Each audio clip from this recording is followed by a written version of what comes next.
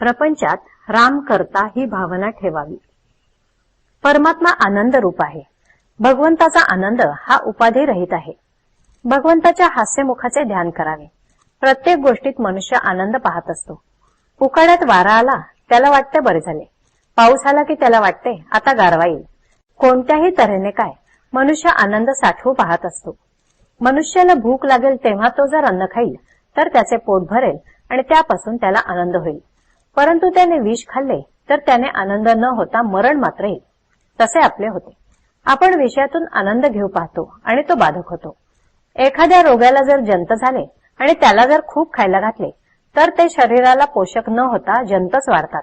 त्याचप्रमाणे आपण सत्कर्मे करताना पोटात विषयांचे प्रेम ठेवून ती केली तर त्यामुळे विषयच पोसला जाऊन त्यापासून त्याला समाधान लाभू शकत नाही। याकरिता कर्तव्य बुद्धीने कर्म करावे म्हणजे ते बाधक ठरत नाही। मनुष्य जन्मभर जो धंदा करतो त्याच्याशीच तो तद्रूप होऊन जातो। एखादा वकील घ्या, तो त्याच्या धंद्याशी इतका तद्रूप होतो की मरते वेळी सुद्धा तो वादच करीत जाईल। नोकरी करणारा नोकरीशी इतका तद्रूप होतो की स्वप्नात देखील तो स्वतःला नोकर समजूनच राहतो।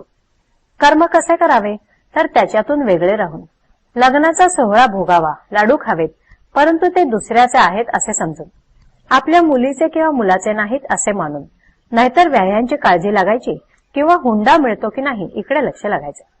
त्यामुळे तापच निर्माण होईल। कर्माशिवाय कोणालाच राहता येत नाही। एखाद्याला शिक्षा द्यायची म्हणून अगदी हलायचे नाही, पापणी हात पाय काहीही हलवता कामा नये असे सांगितले तर ते जसे त्याला शक्य होणार नाही तसे काही ना काहीतरी कर्म हे होणारच।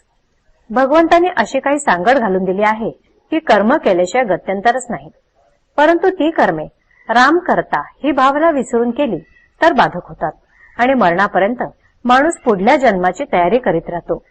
तेव्हा देहाने कर्म करतानाही करता मी नव्हे हे जाणून कर्म करावे। आपल्याला कर्म केल्याशिवाय करमत नाही, पण आपण फळाची आशा उगीच करीत असतो। आपण फळाची आशा सोडून कर्म करू लागलो की ते कर्म करीत असतानाच समाधान प्राप्त होते। प्रपंचात सर्वांकरता सर्व करावे, पण मनात मात्र मी रामाचा आहे ही अखंड आठवण ठेवावी, म्हणजेच त्याच्या नामात राहावे।